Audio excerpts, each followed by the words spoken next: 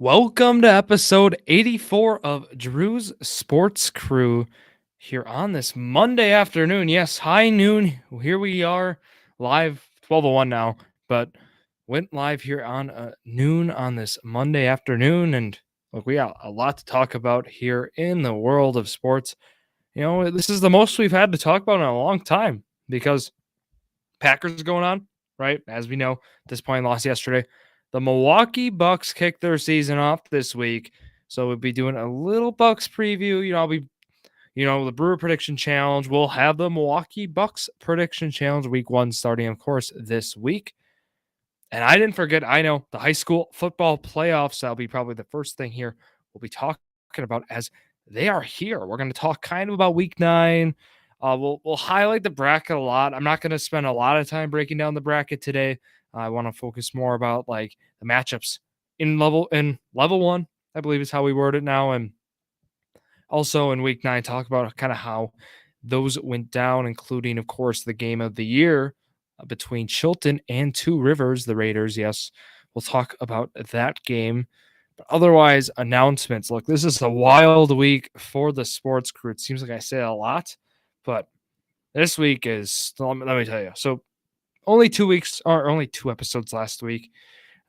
So really, not as much going on last week, but that was because basketball was kind of like, we're going to do a fantasy basketball draft episode last week. Ended up being like, what day works best? Tonight now is the day around 8:50 p.m. We will be live here on YouTube, Twitch. Go check out, of course, Drew Sports Crew on there. That's where you'll find a draft episode with some listeners. Yes, the podcast league, the 10-team fantasy basketball league on Sleeper is kicking off its draft. It's an inaugural league too, first year of it. So that will be debuting here, 9 p.m. draft, 8:50 will be going live. Should be a good group of guests. Bernie Vanden Heuvel, Jared Valesky, Caden Youngbooth will be there. Some listeners, those three. Also, some newcomers, Jack Tomey and Jacob Kelm should be there for the draft. Should be a great time there. Thinking it'll be a little over an hour, probably like a 70-minute kind of thing. So looking forward to that. So please go check that out. Also, Drew's Basketball Crew debuts tonight too. Yeah, 3 episodes today. The Basketball Crew unbeaten, kind of like the Baseball Crew. There won't be, of course, like those StatCast numbers I love to employ. It'll be more about, of course, matchups. We'll talk minutes. We'll kind of talk about lineups. I mean, it's going to be an interesting approach. And it's weird for basketball, too. We'll be looking at, of course, I mentioned injury reports, but it gets tough during the year when games start picking up because with the season, I mean, we see so many late minute scratches in for lineups. So that's something you can't even do an episode about, but I can still give general games I'm approaching, right? We'll talk about X team that allows, X amount of points to this position in fantasy, right? So that'll still be there's still some strategy involved, still some matchups we'll be previewing there on the episode, but otherwise that's kind of the main announcements for scheduling. Also, College Athlete Spotlight, we got an episode coming out tomorrow night. We'll be going live. Clay Taylor, yes, the Bucks believer. For you all who have been around since day one, you do know Clay Taylor. I'll tell you that. He'll be on tomorrow night talking about his journey. He'll be talking about running at the collegiate level. UWGB is the location he is running at, and look, he's done some great things, and I'm looking forward to him coming on to talk about those great things. But Wednesday then, so that's right, 1, 2, 3, 4 is the College Athlete Spotlight, episode 5 of the week. Yeah, I know, crazy. Around 6 o'clock ish. Expect the Journey to a Million crew featuring myself, Drew Skyberg, Zach Roush, and Jared Valesky will be there talking about this last week in football. And we like to do more of a general approach, and then we'll kind of talk more about, of course, a preview for the next week, and then also the fantasy player and team draft we like to do. Look, Zach's head has been growing by the week based on how he's performed, and it's getting a little out of hand. I will admit. And Jared, I think, finally had a bad week in fantasy, so he's finally humbling himself a little bit. He's getting humbled so far. So that was much needed, I should say. Otherwise, hats, right? $15 a hat. Please, go check that out. That's at Drew Sports Crew. You see down below.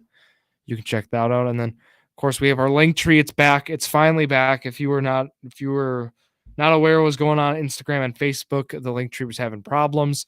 And after 2 months of getting it fixed, or trying to get it fixed, I should say, it is finally fixed. It is up on the Instagram and Facebook.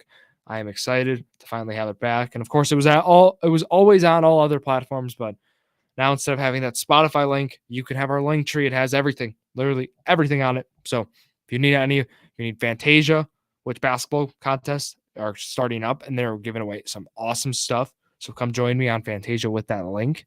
Also, Thrive Fantasy, you know the drill. Begin your journey to million today with code J2M. You get some awesome stuff there. A match, they're up to $100 on your first deposit, and then also some free entries as well. So go check out Thrive. And we are finally, after being 6.5 minutes in the episode, I am finally talking about some sports. I know, a lot of announcements for a lot of things going on this week. 6.5 minutes in, here you go. The Eastern Wisconsin Conference wrapped up its regular season there on Friday, and we had some games. We had some great games, I should say. And I think I'm going to save the game of the year for last, but let's go to New Holstein to start, as the Kiel Raiders, a little rivalry game, as we know. They squared off against the New Holstein Huskies there. Again, at New Holstein. Kiel, New Holstein was the game. And look, Kiel did a great job in this game. They did what they needed to do against their rival. 34-0 was the final. Look, the story for the New Holstein Huskies this year was they cannot pass the ball. They could not. I mean, it's as simple as that. Matt Steer, 1 for 17 with 3 interceptions. Their inability to pass the ball and relying on the run is what kind of made them, fall to where they were. And with that, I mean, it was quite noticeable in this game, right? Bryce Handel, 16 of 85, 5.3 yards an attempt for him. Mason Butin, that other one, 11 for 46, 4.2 an attempt for him. Noah Hausler hauled in the lone reception for the Huskies receiving corps, one reception for 34 yards for him. Otherwise, look, Connor Faust had himself a day here. 6 for 12 for the Raiders, leading the way in passing with 1 touchdown thrown there. And then also on the ground, I mean, that's where you found him as well. Connor Faust, 14 of 123, 2 rushing touchdowns there for Faust. Connor Reversi totals the other rushing touchdown there. 6 for 19 was him with that rushing touchdown. On the receiving end, Grant Munns, 2 receptions, 4 yards, and a touchdown for him. No need to pass for them either. Just a run-heavy game. I'm sure this game got done fast. I do not have the time, though. But I can tell you, based on these numbers, it looks like it went fast. The 3 interceptions, Trey Bartz had 1.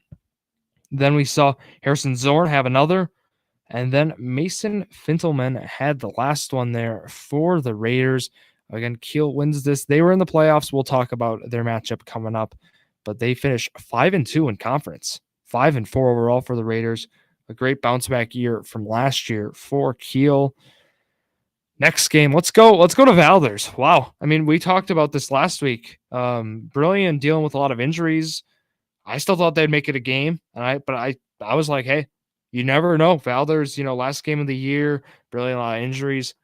Maybe we could see some magic happen at Valders, and we sure did. Valders gets the job done. 40-14 was your final.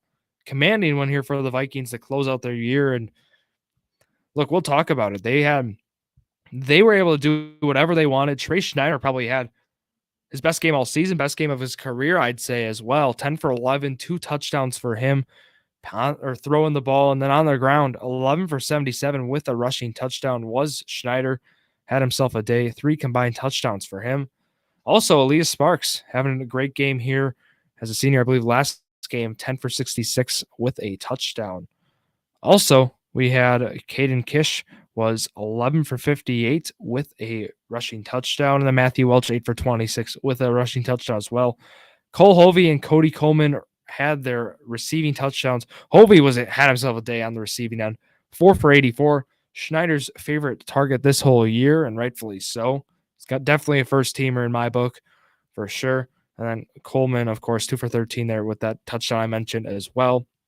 Elise Sparks on the receiving end, 4 for 35. So he combined it. He had 101 yards combined for, I believe, last game again. 1 sack then for them as well. Peyton Wallander got that sack.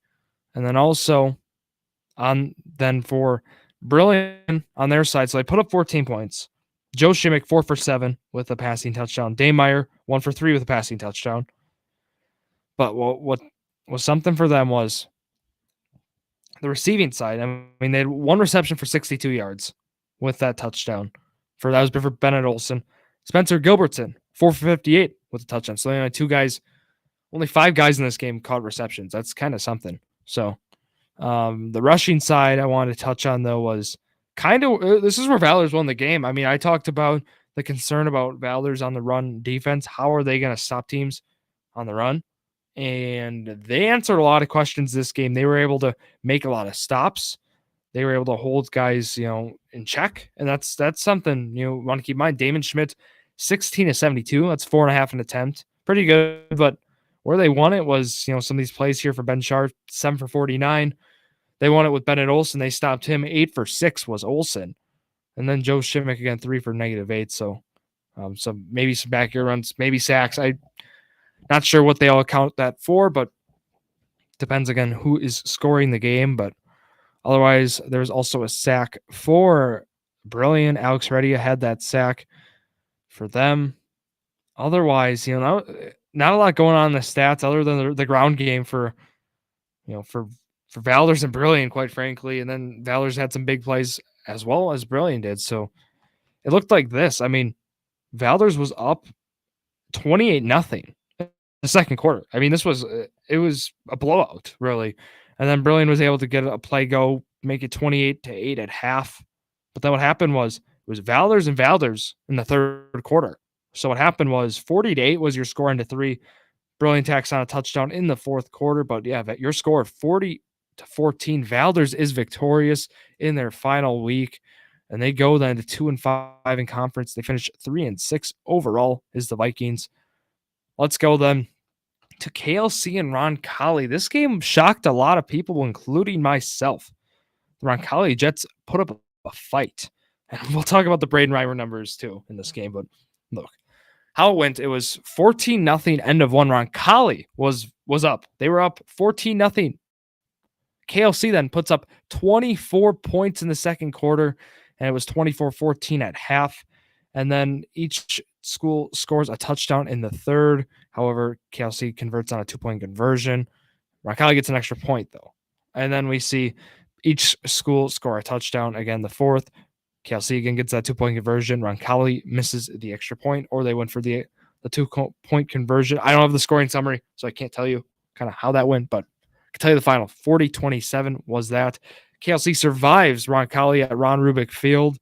Now let's go to the stats. Let me tell you how Roncalli got off to that lead. I look at the numbers and I can tell you who was the story. Braden Reimer, 44 rushing attempts. Yes, you heard that right. Is that a record? I mean, is there maybe not a I don't know. I think, that's got to be up there, at least for Roncalli's history. But I would love to see if we can get a record on what that is. But 44 rushing attempts there for Roncalli. And Braden Reimer had all 44. 223 yards he had, and he had 5.1 yards an attempt for 4 rushing touchdowns for him. Also, then it was Landon Halupny was 12 for 20 for the Jets. No interceptions, no touchdowns for him. On the receiving side for the Jets, 3 for 25 was Jensen Wedenkamp. Ian Lusk, 4 for 28. Owen Stockton, 5 for 41. Let's go to the KLC side here for the passing. It was Max Breitenbach, 11 for 21, 2 touchdowns to 2 interceptions for him. And then Noah Heinen. Yeah, you heard that. Noah Heinen had a 34-yard passing touchdown. He's had a receiving touchdown and a passing touchdown in this game. Definitely first team unanimous for Heinen. We'll see that. And then we also saw John Kakuzzi, 22 of 124, 5.6 an attempt with a rushing touchdown. Breitenbach also tacked down a rushing touchdown as well. Jalen Paul, then 4 for 76 with 2 receiving touchdowns as well. Certainly, we'll see some conference recognition for Paul as well. But the main story was the defense here for some of these squads. I want to talk about Roncalli. I mean, they had 2 interceptions. I mean, defense, again, it was a 40-27 game. So I'm not saying defense was the story, but there were some good defensive stats in this game as well. Sawyer Vandrissi of the Jets had 2 interceptions in this game. Ian Lusk had a forced fumble and a sack. And then we also saw a sack from John Kakuzi as well. So there you go. Those were your stats from this game. Again, KLC survives the Jets 40-27. KLC moves to 3-4 on the year, 3-6 overall. And then Roncalli fell to 0-7 in conference, 1-8 overall. I do see Roncalli's playing another game. So I don't have any information on, if it's just, they're just scheduled next regular season game, because we've seen schools do this. I mean, this has happened years past. So would love to look into that more, but we'll preview that game when we get there. So let's go then to our final game. Did we get there? We sure did. The game of the year is what I like to call it. Two Rivers and Chilton. I had down there was 3 overtimes. I'm not seeing that on here, but that's kind of what I heard. I heard it was the 3 overtimes that went down to the wire, of course. And Chilton, again, they were at a 4th down where they tried to convert and they failed. And that was it. I mean, the Two Rivers, they won it there, but let's go through the game a little, and then we'll go through stats, and then we'll talk about my prediction and how it turned out. So Chilton and Two Rivers were scoreless, end of 1. Keep in mind, this game was at Chilton High School. They call it the Bowl, right? That's where it was. And what happened was Chilton, they shocked many, including myself. They jump out to a 14-0 lead. They get the first score, 8 minutes in the second quarter. It was Max Miller getting a rushing touchdown there. And then Zach Halbach, a 44-yard rushing touchdown. It was 14-0. Tigers were up. And before half, Two Rivers was like, we got to get to a score. And no better person to go to than Chase Mathias, a 70-yard rushing touchdown for him. 14-7 was your halftime score, right? What happens then? No score in the third. Then all of a sudden we see points go up aplenty in the fourth. Mathias gets a rushing touchdown again. We see then it was 14-14. Chilton gets a rushing touchdown from Miller, 21-14. And then we see a passing touchdown. So it's 21-14. And a flea flicker is what I heard it was. A minute 53 left in the game. It was Klinkner to Phillips for a 55-yard touchdown. So those fancy plays getting, those trick plays, I'll say, getting to Chilton is what it kind of sounded like that last touchdown was. 21-21 then. Chilton gets ball back. Two Rivers forces overtime.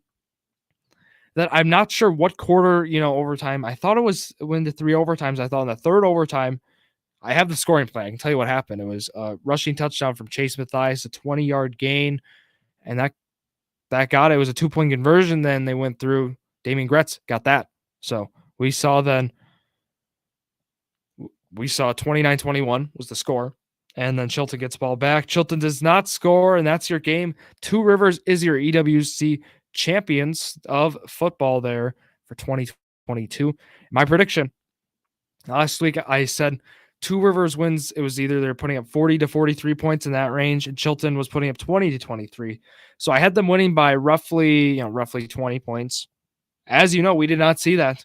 Again, credit Chilton for putting up, a fantastic performance against Two Rivers. They played them hard. They played them well.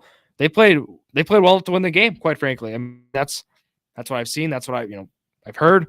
And looking through it, right? I mean, Two Rivers, it took 3 overtimes for Two Rivers to put up that extra touchdown. So again, maybe my 40 to 20, roughly a 20-point outcome I predicted was, maybe I was looking too much into Two Rivers. Maybe I know I mentioned like not to look into, common opponents and stuff, but you can never do that. I even said never to do it. And I still mentioned, how Chilton lost to Winnebago Lutheran, I believe, at the start of the year. And Winnebago Lutheran lost to a school that Valders beat. Basically just kind of a web like that. Again, it was 2 weeks into the non-con. So it's, again, you can't value that non-con games as much, but certainly an excellent game. And again, credit Chilton for putting up an excellent fight. And the stats tell you that as well. Max Miller has a game of his life here. It was 7 for 12. He was 103 yards passing. No touchdowns, though, for him passing, but on the ground, 19 of 66, 2 rushing touchdowns for him. He came up when it mattered most there in the fourth, too. So credit him and at the start, too, as well. But also Zach Halbach, certainly a guy. We'll see Halbach, Miller, and Gale for sure get some conference recognition. I guarantee you that. Halbach, 7 for 72 with a rushing touchdown. Miller, 19 of 66. I mentioned it, 2 rushing touchdowns for him. And Jared Gale, 22 of 60. There, no touchdowns for him. On the receiving side, it was Dalton Pash, 3 for 46. Halbach, 2 for 29. And then Ryan Purequet, 2 for 28. That's your Chilton offensive stats. Let's go over to Two Rivers. So they were less balanced than I thought they'd be. And Klinkner, of course, threw the ball more as they had more passing plays. They had more plays overall due to being 3 overtimes or something. Klinkner, 9 for 20, 1 touchdown, 1 interception for him. Not a great game for him. Chase Mathias threw a pass attempt in this game is what I'm seeing as well. Not sure what to value there, but where Klinkner Mathias came up most was on the ground. Klinkner, 15 of 47 for him, 3.1 yards an attempt. Chase Mathias, 22 attempts, 171 yards at 7.8 yards an attempt, and 3 rushing touchdowns for Mathias. Let's go to that passing side. It was balanced. It was pretty balanced. It was not as balanced as you see Two Rivers do it in games, where they take control. They didn't take control this game. This was the first game all year where they really did not take control. And what happened was Austin Phillips was 2 for 96 with a receiving touchdown. And then it was Chilton did a great job against the pass. That's really what happened here. Brady Richards 1 for 11, Mathias 3 for 6, and Elijah Mott 3 for 9. So there you go. Those are your offensive stats in this game. Let's go. Let's look at some other stats. Brandon Hellman had Brandon Hyman. Sorry, the font's really small on this. Brandon Hyman had that interception there for the Chilton Tigers. And then sacks-wise, we saw a sack from Grant Miller there for Chilton. And then Elijah Mott had a sack for the Two Rivers Raiders is what I'm seeing here. But otherwise, look, a wild game. It was, again, voted the game of the week by WSN. So that just shows you how great the game was anticipated to be. And it lived up to all expectations is how I worded it. It lived up to the hype. And again, Two Rivers is your Eastern Wisconsin Conference champion. So congrats again to the Two Rivers Raiders. Let's go through the final regular season stats here. Again, Two Rivers finishes the regular season undefeated, 7-0 in conference, 9-0 overall. Chilton, again, puts up an incredible effort there against Two Rivers, an incredible game, and they played very well. They need to, their name needs to be heard. They played very, very well in that game. 6-1 in conference, 6-3 overall. That's how it finished for the Chilton Tigers. Kiel, they go 5-2 in conference, 5-4 overall. The Brilliant Lions, 3-4 in conference, 3-6 overall. KLC, 3-4 in conference, 3-6 overall. New Holstein, the Huskies, 2-5 in conference, 3-6 overall. The Valors Vikings, 2-5 in conference, 3-6 overall. And rounding out, the Roncalli Jets, 0-7 in conference, 1-8 overall. So those are your final standings. Again, New Holstein beat Valors head-to-head. So how it works, it was New Holstein, Valors, Roncalli are your final 3. And then that middle would end up being Kiel, Brilliant, and KLC. Those top 2 then, Two Rivers and Chilton. So those are your squads and your final standings report for the regular season. Let's give you your stat leaders. The passing yard crown goes to Justin Klinkner of Two Rivers. 2,033 yards is, I believe, how to read it. They wrote it. It's like 2 columns, 2 rows. It's weird. Okay, but it's 2,033 yards. Passing leads the conference. Max Breenbach of KLC. Yeah, KLC, of course, having someone leading in passing yards. No surprise there. 1,521 yards. So it goes Two Rivers, and that goes KLC for the passing yard leaders. If you followed Eastern Wisconsin Conference sports for years, that wouldn't surprise you. You would just say, okay, guy from Two Rivers, top 3, pencil it in. Guy from KLC, pencil it in. Since KLC, of course, joined the conference a few years back, but Trey Schneider then of Valders makes the finish there at 907 yards there. Passing season there for Schneider. Let's go on the ground game. Braden Reimer is your rushing yard leader. He gets that crown there. 1,326 rushing yards will give him that crown. Yeah. And number 2 there would be Chase Matthias with 1,013 yards for Matthias. Again, that's with not a lot of volume. So credit Matthias on that performance and for this whole season, of course, and being involved in the passing game as well. Jared Gill finishes number 3, 887 rushing yards for him. Okay, your receiving yard leader, it was not close at all. Noah Heinen takes that crown. 957 was that receiving yard number. He wins it by over 400 yards. Cole Hovey finishing in second with 516 receiving yards. Then Jalen Paul finishes in third with 503 receiving yards. So we see 2 KLC guys sneak into the top 3. Again, that doesn't surprise you with, again, we've talked about this whole year, 2 Rivers balance in the passing game. And I mean, a lot of the other schools just run the ball. So you'll see that's kind of what you would expect. And credit again, Heinen, Hovey, and Paul there, top 3 in the receiving yard category. So there's your final stats report. There's your final standings report. Let's go to the playoffs. Let's talk about what's going on here in the world of the football playoffs. And I guess let's first touch on this Green Bay West team. So this Green Bay West team, in case anyone's wondering, they play in the FRCC South. So, big school. We're talking, do I have enrollment? I do have enrollment. They have 876 people. You're like, why in the world are the Roncalli Jets facing them in some sort of exhibition game? What's going on? Considering Roncalli has 246 people. That's a 600 student difference. I mean, that's unheard of. Why are they playing a game? Well, Green Bay West is 0-9 right now. They are averaging 3.7 points a game. And with that, they've been on very lopsided games. Again, they're right now, like I mentioned, 0-9. They finished 0-7 in conference in a tough FRCC South that featured, again, like Manitowoc Lincoln basically is in their conference. So it looks like it's a game that they scheduled both squads. They want a competitive game for the last year, and they want to give their kids one last game. So that will be that. That will be at Green Bay West, in case you're wondering. I'm not sure if with Lincoln, what's going on from Ruby Field, or if they're just going to Green Bay West. And again, it looks like they're going to Green Bay West. So there you go. So there's an exhibition game.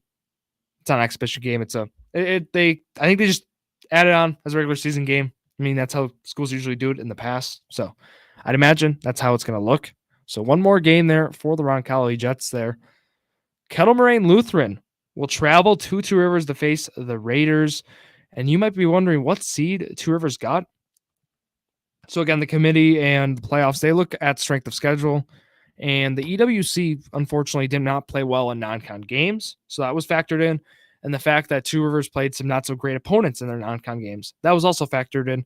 So Two Rivers, although they go undefeated, they get the 3 seed in D4. They are going to be facing Kettle Moraine Lutheran there at Two Rivers, and they play the winner of KLC. So we'll talk about that game against Kewaskum, the 2 seed. So again, I like Two Rivers in this game. The odds of them getting upset are unlikely. I think Two Rivers wins this one. However, if Kewaskum beats KLC and they play that game, that will be a tough one at Kewaskum for level 2 for Two Rivers. Again, I don't want to look so far ahead in it right now. I just want to focus on the games next week. But we touched on it. KLC facing Kewaskum. Again, Kewaskum is a great opponent. So Kewaskum, they go 8-1. And they win the East Central Conference that features the Sheboygan Fells Falcons. So they win that conference, and they put up some great numbers this year. They're 8-1. Again, I mentioned they average 27 a game. It's going to be a tough test for KLC. So keep that in mind. Burleigh gets the 8th seed in Division 5. They face number 1 seed Southern Door. You want to hear how good Southern Door is? Yeah, they are very good. They're 9-0 right now. They're averaging 32 a game. They win the Packerland Conference as well, and they only allowed 26 points in their conference games. So that tells you how good they are. I mean, I don't know what doesn't. So that's going to be a tough test for the Brilliant Lions. So keep that in mind. We got some more games. We have Chilton. So Chilton has to travel to Clintonville, is what I'm seeing here. I just want to verify what seed we saw Chilton get in this. And it looks like Chilton is going to be in Division 5, and they, in fact, got the 5 seed. So even though they have that dominant, conference, they have the dominant conference stretch, they play Two Rivers tough. They get the 5 seed. I'm sure they were fighting for that home game, right? Because you always, if you're the 5, you want to fight for that 4. Obviously, you get that home game, but they're traveling to Clintonville. So let me explain that game for you here. Chilton and Clintonville. We know about Chilton. Let me tell you about Clintonville. So far they're 7-3. Don't ask me how, but they are 7-3. They've played 10 games already, unless there's some sort of error inputted. They go 4-3 in a tough Northwoods conference. So that's kind of how they were able to get there, even going 4-3, considering schools like Crandon, Crivets, and Coleman. We know Coleman being a dominant football school. So that's kind of how that ended up being the case. But I think Chilton could get the upset here. 5-4 upset, really. But yeah, it's still an upset, But I like Chilton there in that game. I think that's one we're rooting for. Of course, the EWC teams, we always root for how they perform. Last one here is Kiel and Wittenberg Burnhamwood. This is the school. That I believe the Brilliant play last year in the playoffs. Correct me if I'm wrong. Them and Wawega Fremont are schools, that similar names. So not sure. I believe it was Wittenberg Burnhamwood though. And that school 8-1 is how they've performed so far, and they are 6-1. Them and Stratford were the two conference champs, co-conference maybe. I don't know who won the head-to-head. So looks like Stratford did. So they really finished second in the conference, but with the same record as the conference winners. But they have themselves a guy who ran for 1,500 yards and a guy who passed for over 1,000 yards. So averaging 33 points a game will get you guys with that sort of output. So will be a tough game again for Kiel, but intrigued to see how they perform in this game. That's kind of your football playoff preview. Again, Kiel getting the 6. That's a 6-3 game. Winner will play Sturgeon Bay or Kewanee. Then Southern Orem Brilliant. The winner of that game will play either Chilton or Clintonville. So the EWC teams staying close, in terms of the brackets. So again, there's always potential. We could see some EWC foes match up. Not sure if this is the year that will happen though, but want to throw that possibility out there. But that will wrap up the football talk here. And we'll have our level 1 recap next week and level 2 preview again. So again, I want to thank WSNWithSports.net for all this information. That's where I'm getting all this stuff from, of course. And their link is in the description of the episode. Again, thank you to WSN. That was a lot. And let's go talk about the Packers. I want to keep this brief because, yuck, it was not a good game for Green Bay. It was actually an embarrassing game for Green Bay, quite frankly. Playing the Jets at Lambeau. I mean, this was the game they were featured as 8-point favorites as much as. And look, the offense did not look good. I mean, you might look at the numbers and be like, okay, well, I figured this would be more than a 17-point or less than a 17-point game based on the numbers. Green Bay and the Jets tie in total yards. Each team has 278. However, Green Bay has 1 turnover to the Jets 0. Green Bay wins the time of possession, and they have more first downs, yet they lose by 17. So it's like, yuck. How does that happen? Well, let's go through the game recap kind of thing here. Scoring plays. So game starts off just field goal out. Jets get a field goal by Greg Zuerlein. Crosby answers back with a 29-yarder. 3-3 end of 1. And then we had a Braxton Berrios 20-yard run. There was a quick drive there. 4 plays, 74 yards for them out of, in the second half that was. So it's 3-3 at half. And then it was, what happens is it's 10-3. And then, of course, the Green Bay Packers special teams, a 20-yard return of a block punt for Will Parks. That gives them a special teams touchdown. It's 17-3. And it's like, okay, well, it really should be 10-3. Then Lazard gets a touchdown pass from Rodgers, 17-10. And then the fourth quarter, I'm shaking my head. I mean, they just Brees Hall got the ball. Brees Hall went loose. 34-yard run. Touchdown there for him. 24-10. And then Greg Zuerlein tacks on a field goal there. 27-10 with 2:34 left. And really, the story was the Packers offense did not perform well. I mean, I didn't like it's the usage, I think. I think how the players are being used. Again, I don't want to put it all on Matt LaFleur, but I mean, Rodgers 26 of 41, certainly not his best game. It was an okay game for Rodgers, but they've been able to win okay games from Rodgers in the past. And Aaron Jones' usage. I mean, I'm just going to throw that out right now. It's been terrible this year. Aaron Jones, 9 carries, 19 yards. He's not getting used in the offense as he should. And then you might be like, okay, well, if he's only getting 9 carries, he's got to get like 7 targets a game, right? Nope. 4 targets for him, 3 receptions for 25 yards. Dylan's getting more targets than him and more carries, which as an A.J. Dillon dynasty holder, I'm fine with, but this is about winning football games. And I don't think, at least this season, if you have Aaron Jones, not using him as much as a pass catcher as you did, let's say, last year against even the 49ers in that playoff game or in the regular season in general, Aaron Jones' usage has been terrible. And it's not on Jones. It's he just hasn't gotten the ball. I mean, it's as simple as that. Robert Tonyan got 12 targets in the game yesterday, which, Tonyan had his best game of the year. Tonyan, again, is that threat who down low or red zone. I like Tonyan in this offense, but I like Tonyan and Lazard, those two guys. Dobbs got 9 targets. I'm not a fan of how Dobbs is getting used, which might be unpopular, but I don't like the target share he's getting in this offense. I see the talent. I certainly see like the potential, I should say.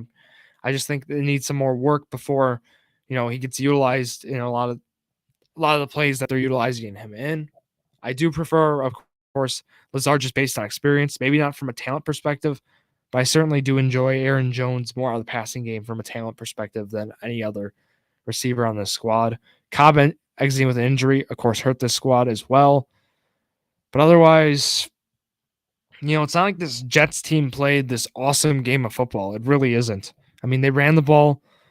Hall, 20 of 116, 5.8 attempt. Michael Carter, 6 for 41, then 6.8 attempt. It was really, Zach Wilson was a game manager. He was, 10 for 18. He just managed the clock. I mean, this is something we've seen the Patriots and Giants have had success with so far this year, and Patriots, of course, in past years. He's just a game manager. I'd go with Jimmy G as well. He was another one who just manages the game very effectively, and that's what Wilson did. Wilson didn't play well, I'd say from a talent or from a stat standpoint even, but got the job done. And the Jets, again, receiving-wise, no targets. Yeah, no targets for Elijah Moore in this game. And it was like they only had 17 total targets. They didn't pass the ball a lot compared to the 44 total targets for Green Bay. Then we also had a lost fumble there. I believe it was A.J. Dillon, but they give Aaron Rodgers the fumble on here. And then that was kind of it there defensively. 4 sacks for the Jets defense was the story. I'll throw that one in there. Quinnen Williams had a great game. Otherwise, 2 sacks for the Packers. It was Kingsley Enagbare, who we love as Packer fans, and then Rashawn Gary, of course, getting in the mix as well. Otherwise, I don't know. I mean, this game was frustrating. It really was. You had 2 gimmies back-to-back weeks against the Giants and Jets. You lose them both. You get the Commanders next week. I'm just not going to open my mouth about a prediction. You'll hear me on Jerry Millions say, oh, the Packers got to be, 1 to 2 score favorites in this game. And I don't know if I can say that anymore. Because right now, 3-3 starts. I was thinking a 5-1 start. You ask me. I was thinking you could lose 4 games. You lose that first one against Minnesota. You lose one against Buffalo. And then there's pick 2. You have 2 just no weeks. You lose some games. But so far, those 2 no weeks, you lose some games. They already happened. They happened these past 2 weeks here. Weeks 5 and 6 were those weeks. So unfortunate there. Again, they play the Commanders, so keep that in mind. But let's talk about the Milwaukee Bucks here before we wrap up. So the story, right? I talked about it. Eric Nehm of The Athletic. Again, his article is down below. Go check out his work. He does a great job being the Bucks beat reporter for The Athletic. Again, Eric Nehm reports on, right, Pat Connaughton being out for the first 3 weeks or so from the start of the season. And we also know that Chris Middleton's going to be out to start the year. So the story is who is going to be a part of that. And, the question is that. And I think it's going to be players are going to have to step up because, again, Middleton, Connaughton are out. It's going to be Javon Carter, Grayson Allen are the top two who I think are going to be the guys. And even Nem in this article highlights about the five guys who he thinks in kind of the starting role right now. It'll be interesting. Javon Carter, I do think personally, though, my opinion, he will be the guy who steps up in that starting role. Kind of with Grayson Allen, just being a tough guy at the maybe shooting guard or small forward role, play some great defense. I don't see the likelihood of Bobby Porter starting. I think you need a leader off the bench unit, and I think he's your leader. Intrigued also to see them with Wesley Matthews to see what's going on with him. I think we'll see him, of course, work in the rotation as well. Serge Ibaka will be a guy. And also, if you've noticed, Jordan Nwora got re-signed recently. It was like they waited a lot, and it didn't seem like they were waiting to see Connaughton status, basically. And they ended up getting Nwora back. Not sure about him defensively, but maybe, we can see some improvement from him this year. Then also Sandro Mamukelashvili is a guy, year two, you're looking for more out of him. So that will be something to keep in mind at. But otherwise, it's going to be interesting to see some of the young players, including MarJon Beauchamp, see how he will work into the rotation. I'm just going to assume we're going to see like the Mamukelashvili role last year. We'll see him coming in blowouts or certain instances like that. But Eric Nem also points out Joe Ingles being out till January. So I wanted to throw that one out there as well. And then the last thing that Eric Nem highlighted that I was like, we got to talk about. So again, his article down below, but it was regarding, it sounds like Connaughton, if he misses 3 weeks, that starting November 7th, there's a 3-game road trip in Atlanta. And basically Eric Nem's predicting we'll see roughly the first 9 games missed by Connaughton. Could be more, could be less, but a 9-game estimate being, of course, like an eighth of the year, a little under that, but that's kind of what Eric Nem highlighted it. Again, thank you to his article. His link is down below to that article I am mentioning, but let's go back. Let's talk more about the Bucks prediction stuff here. So the depth chart I mentioned, we're going to see probably opening night. My starting prediction is Jrue Holiday, Grayson Allen, and then it's going to be not Middleton, not Connaughton. It's either going to be Wesley Matthews or Javon Carter, I think. And you're going to see Giannis Antetokounmpo and Brook Lopez. That'll be your starting 5 there for the opening night. And you might be wondering, when is opening night? It's this week. I mentioned it Thursday, 6:30 at Philly. TNT. Go check it out. National television. I'll be watching. Excited. So we'll be checking that out as well. And then the Houston Rockets, they play on Saturday, the 22nd, and that is at home. 7 p.m. is that game. And you might be wondering, what's my prediction for this week? What do you think? And I'm a little worried about the squad opening night. They finished 0-5 in the preseason, which who cares about preseason? But, this first game against Philly, I'm not liking for them. At Philly, especially, they're going to come hungry. James Harden has looked great. So I'll say they lose that one, but they beat Houston. They go 1-1 in week 1 for the prediction challenge. So there you go. That is what I got for the Milwaukee Bucks. And if you're wondering from my full regular season prediction, I got them winning around 50 games. It's pretty standard. It's like I got them like 52 games. It's probably my prediction around there, 52 and like 30. I think we're going to see a great year from the Bucks. I do predict we're going to see them in the seeds range from 1 to 4. I don't think they might not play out for that 1 seed. So that's kind of where I'm at with the Milwaukee Bucks. And yeah, I think we're going to see a big year. It's championship or bust as it should be. I mean, they have experienced players who have won games, who have won those big games. So that's where I'm at with that. But otherwise, that will wrap it up here for a long episode 84 here. 45 minutes is going to be it. So long one again. But thank you all for listening here to another episode of Drew's Sports Crew. the perfect podcast for you. See you all tonight here for a fantasy basketball draft with fans and then Drew's basketball crew. All right, have a good rest of your day, everyone.